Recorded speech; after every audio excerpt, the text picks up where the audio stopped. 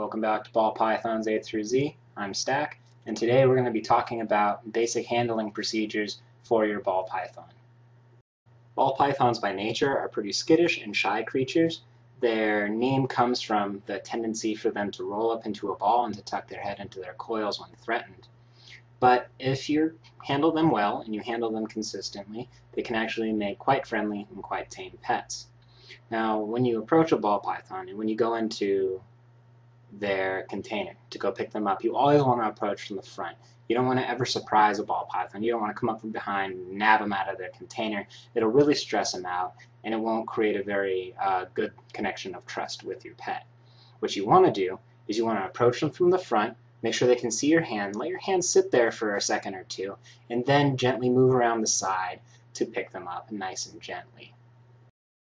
Once you've picked up your ball python, you're going to want to let them have freedom of motion through your hands when you're holding them, and you're going to want to support their full body weight. This is Mambo. He's my 2-year-old ball python. I've had him for quite some time. He's my buddy. Now when you hold him, when you hold a ball python, you want to make sure that the majority of their body weight is supported, like this. See how only his head is unsupported here? If you try to pick him up by the head and the neck, it's really going to stress him out. And if you try to only pick them up by the tail, it's also going to stress them out a little bit.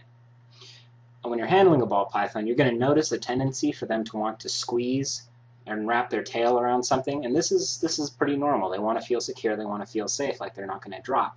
And if you do go to drop a ball python, what you'll notice is a very, very quick, very sudden reaction of a tail wrap, just like this. And they'll hold on to that and be all happy and,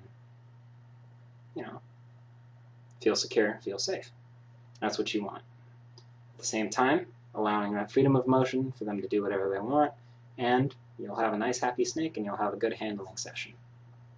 A common problem a lot of people who handle ball pythons will run into is if you put them on the ground and you look away for more than 5 seconds, they'll wrap themselves around something.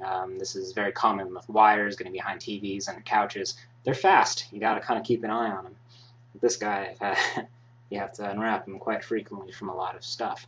And if you have to unwrap your ball python from something, you always want to go from the posterior end towards the anterior end.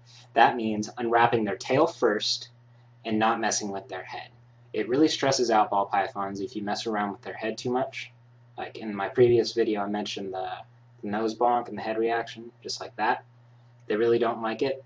So if you must unwrap them from something, you have to go from the tail end first, unwrap, all the way around like that, and as you can see, he's flat, untangled, and everything is good. You haven't hurt him, you haven't stressed him out, and he is just fine.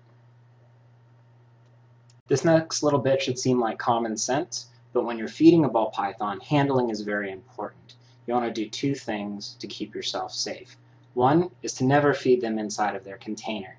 If you do, that's going to create an association with when their container lid opens, is that food is coming, and they'll be much more apt to take a whack at your hand, and you don't want them biting you. Okay?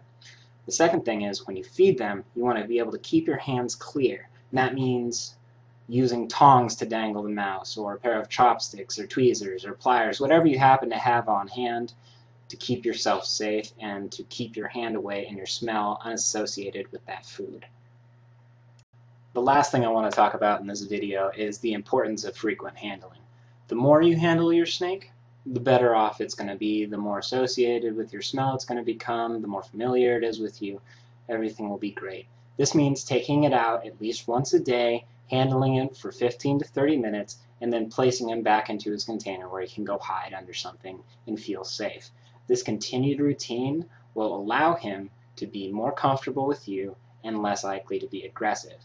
You do this for a couple weeks and you're going to notice a much different reaction when you go in to pick him up out of his cage. He's going to know your scent, he's going to know who you are, and he won't be nearly as stressed out. He probably won't be in that defensive ball position when you go to pick him up, and it's going to make for a much nicer relationship between you and your snake. I hope you've enjoyed another episode of Ball Pythons A through Z. This was our handling episode. In the next one we're going to talk about basic housing, feeding schedules, temperature, humidity, and all the basic setup that you're going to need to keep your ball python happy and healthy. Thanks for watching. Go ahead, if you liked the video, go ahead and hit the like button below. Leave a comment if you have questions, and I'll get back to you when I can with an answer for you. Have Have a good day. See you in the next video.